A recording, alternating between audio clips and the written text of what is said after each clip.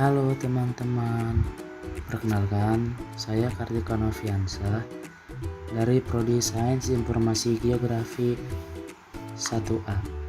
Di video kali ini saya akan membahas tentang mineral. Nah, untuk mempersingkat waktu, langsung saja kita bahas apa itu mineral. Nah, apa sih mineral itu?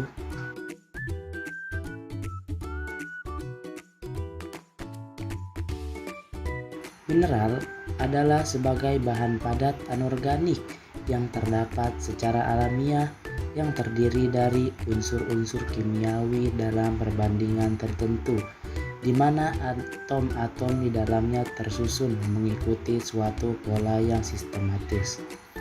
Mineral juga dapat kita dijumpai di sekitar kita, dapat berwujud sebagai batuan, tanah, atau pasir yang diendapkan pada dasar sungai.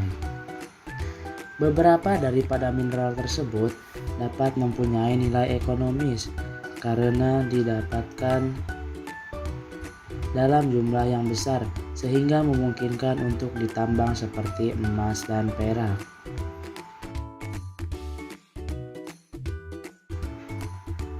Selanjutnya, lalu apa sih mineral itu menurut para ahli? Yang pertama ada menurut L.G. Berry dan B. Mason 1959. Mineral adalah suatu benda padat homogen yang terdapat di alam, terbentuk secara anorganik, mempunyai komposisi kimia pada batas-batas tertentu, dan mempunyai atom-atom yang tersusun secara teratur. Yang kedua ada menurut D.G.A. Witten dan J.R.V. Brooks 1972. Mineral adalah suatu bahan padat yang secara struktural homogen mempunyai komposisi kimia tertentu, dibentuk oleh proses alam yang anorganik. Kemudian yang ketiga ada menurut A. W. R. Potter dan H. Robinson 1977 yang menyatakan bahwa mineral adalah suatu bahan atau zat yang homogen mempunyai komposisi kimia tertentu atau dalam batas-batas dan mempunyai sifat-sifat tetap, dibentuk di alam dan bukan hasil suatu kehidupan.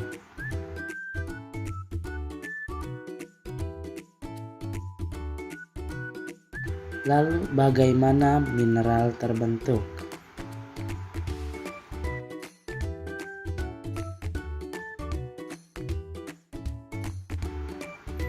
Yang pertama, penguapan dari larutan adalah proses perubahan cairan menjadi padatan ketika suhu bertambah. Adapun jenis larutan yang dapat menguap dan membentuk mineral antara lain air permukaan, air tanah, dan lautan hidrotermal.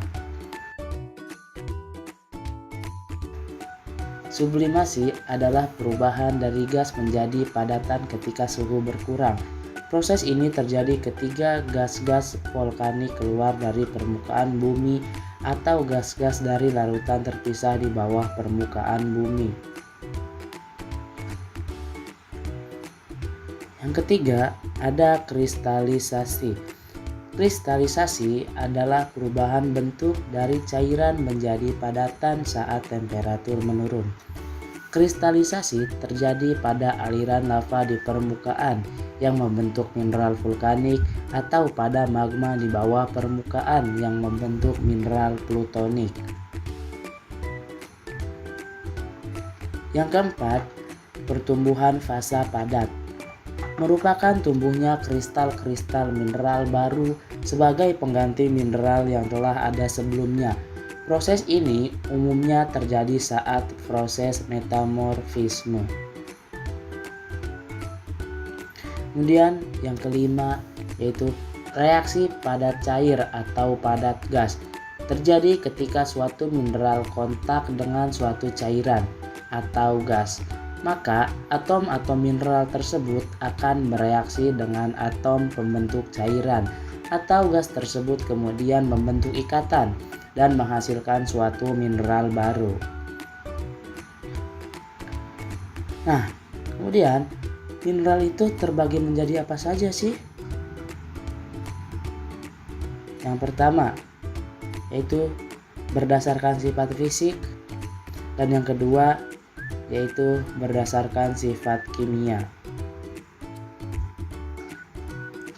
Mineral berdasarkan sifat fisik. Yang pertama gas.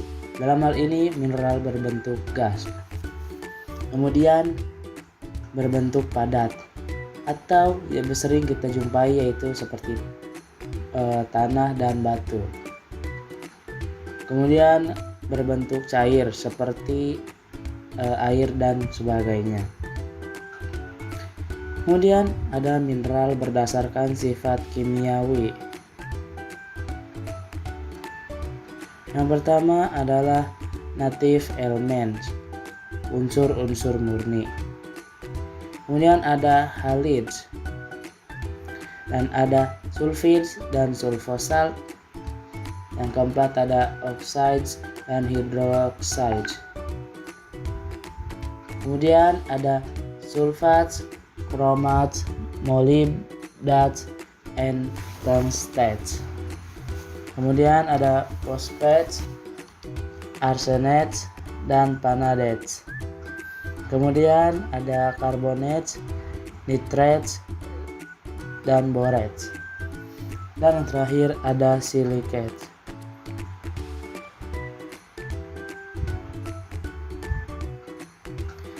Nah, kemudian bagaimana sih cara untuk menganalisis mineral?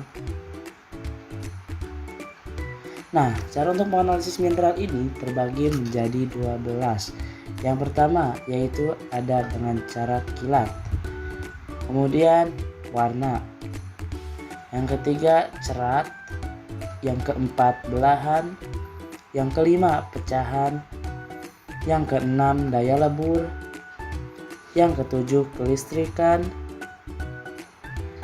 Yang kedelapan bentuk.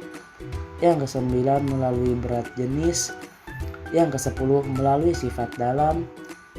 Yang ke-11 kemagnetan, dan yang terakhir yaitu kekerasan.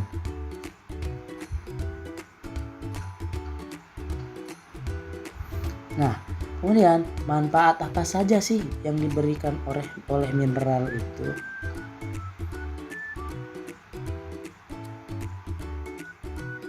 Nah, sebenarnya kegunaan mineral sangatlah banyak dan bisa dimanfaatkan dalam kehidupan sehari-hari. Salah satunya adalah manfaat mineral untuk tubuh. Manfaat mineral untuk tubuh sangat banyak sekali. Berbagai jenis mineral yang ada memiliki fungsi masing-masing yang sangat penting untuk tubuh kita. Sebagian besar mineral membantu untuk menjaga metabolisme dan keseimbangan air dalam tubuh serta menjaga kesehatan tulang. Ya teman-teman, mungkin cukup sampai di sini penjelasan tentang mineral. Kurang lebihnya mohon maaf. Thanks for watching guys.